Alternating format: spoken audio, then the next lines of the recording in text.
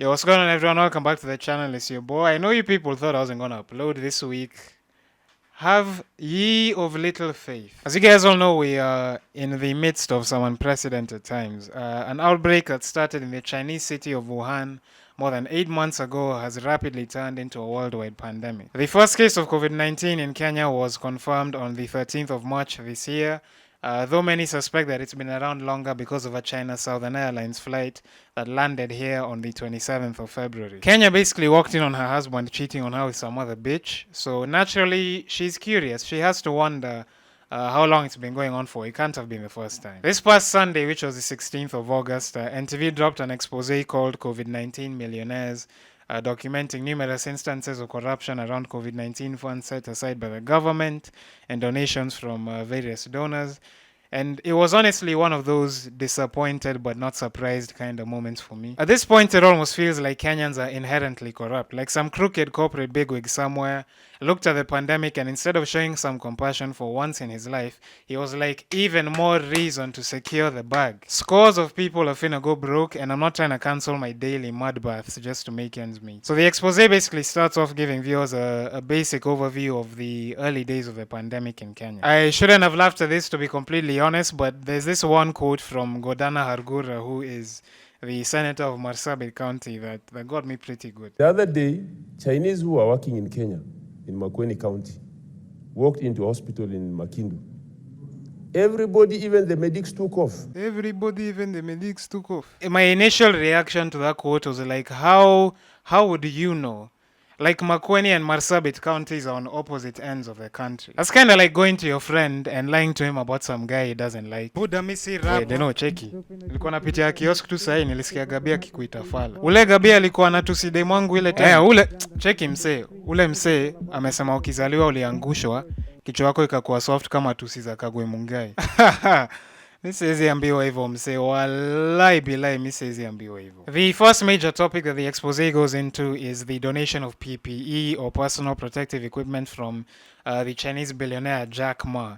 Apparently he had a bunch of supplies flown into Ethiopia, and then Ethiopian Airlines then distributed those supplies to about 100 different countries, Kenya included. The Kenyan shipment was allegedly cleared from JKIA and sold off to various parties by KEMSA and the companies they brought in to handle those supplies, which were Megascope Healthcare and Crown Healthcare.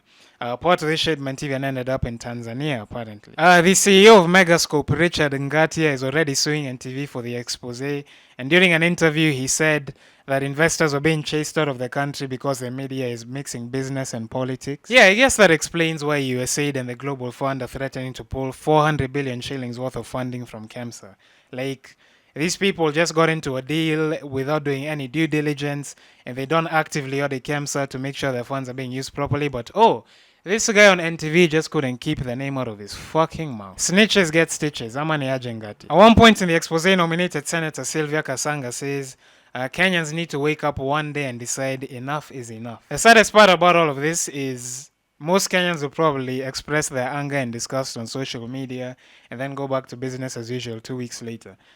Myself included. Let me be completely honest. If ever there's a time mass protests break out in the streets, let me be remembered as someone who tried to help others laugh through this madness. I'm not trying to get mobbed like I work for Kenya Power and die young as an alleged enemy of the revolution. Kila siku mnatuharibia stima, kwanza hii mnataka tukae aje? Hii mnatuzoea vibaya sana. Hapana, wacha. Weka mawe. Ngoja wacha. Lazima unganishe kwanza.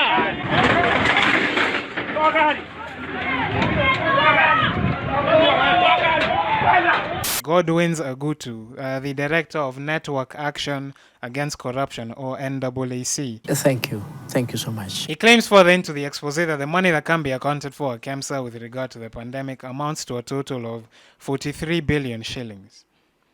43 billion Kenya shillings. Do you people have any idea how much money that is? That is enough money to end world hunger for just under 3 weeks. That is enough money to buy the Marshall Islands and still have enough money to buy Nauru and Tuvalu. That is enough money to buy 43 billion Patkos.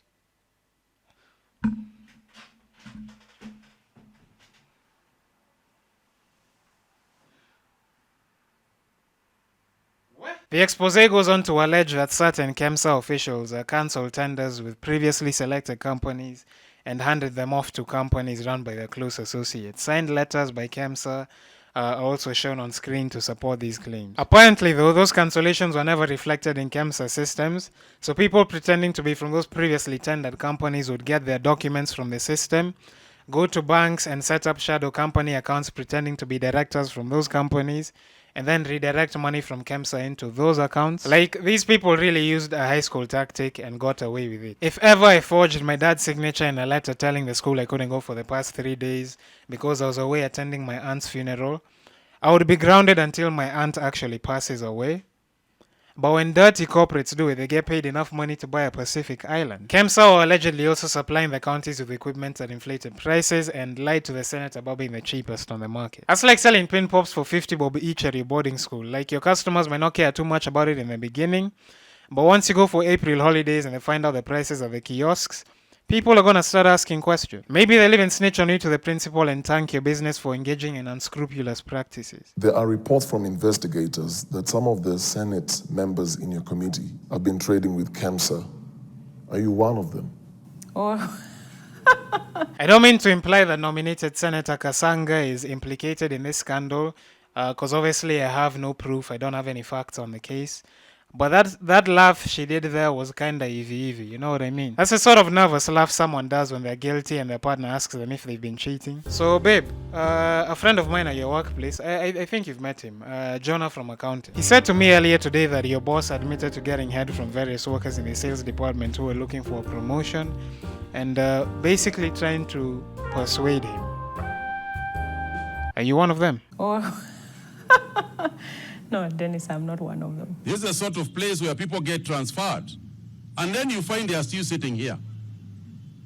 Why would you be transferred and you still want to sit in that same desk? Wouldn't you be suspicious if you were me? Bro, I feel like Mutaikawe can't catch a break right now. Like, the guy recently said in an interview that he gets home from work at midnight and gets up at 4 a.m. every day. Like, dude's fighting sleep deprivation, a global pandemic, and now he has to deal with a scandal at KEMSA in his own ministry. Dude was asked about his son partying late at night and breaking social distancing rules, and the guy basically said, "My son is a grown man, I don't wipe his ass anymore, you can go and ask him instead." When you're so stressed out, you start talking to the media the same way you talk to your small bro and you tell him he can't play GTA with you and he doesn't want to listen. I feel like maybe people need to cut you a little slack. Perhaps the most frustrating part of the whole expose to watch is finding out that there isn't enough PPE for healthcare workers to go around, and a lot of the ones that are available, most of which are locally made, aren't up to scratch. Like, a medic sent in a photo of them wearing a bodysuit with a massive tear in the right armpit area. Yeah, I'm glad Makwapa has the toy jasho. I mean, it's probably a good sign that most of the PPE available in the country is locally made, because that helps local manufacturers and boosts the economy. But it doesn't help much if the quality is trash. And that's not to say that all foreign PPE is good quality either. Some of it truly lives up to the stereotypes of being made in China. If I'm wearing all of these garments and I contract COVID-19 because some guy was done testing asked me kama iko sawa and the virus goes through one of the folds in my hood, I might as well powder my face and put on a red nose as well, because that is utter clownery. The other really frustrating thing was the issue of most private hospitals charging 10k plus for a single COVID-19 test, yet the testing kits themselves cost like 300 bob each apparently. Dennis Okari asked the medics he was interacting with what all those extra costs were for, and one of them said administrative. If a pin pop costs 10 bob at the kiosk and you try to sell it to me at school for 50 bob, let me not ask you what that extra 40 bob is for, niambie logistics. I'm sure you just paid that 40 bob to your big sis for bringing the stock ndo anunue njugu, imsukume hadi kibandaski ndo anunue lunch. Obviously, there's a lot of detail in the expose that I can't get into because the video would be way too long, so you guys can go and watch it for yourself. Apparently, there's another episode coming as well, so I can't fucking wait. That's gonna be it for the video, guys. If you enjoyed it, don't forget to leave a like down below. If you're new to the channel, don't forget to subscribe and turn on post notifications so you never miss an upload from me. I stream on Twitch every Monday and Wednesday as well, or at least I try to whenever I can. I mainly play Tekken on there, but I also check out other games from time to time as well, so if you wanna check that out, I'll leave a link in the description. Oh my god, wow, I'm actually That is actually a fucking joke. Hit me up on all my socials as well. I'm on Twitter and Instagram at DavyK17. If you want to check those out and follow me on there, I'll leave links in the description. And remember, it's never that serious. So, yeah. I'll see you guys in the next one.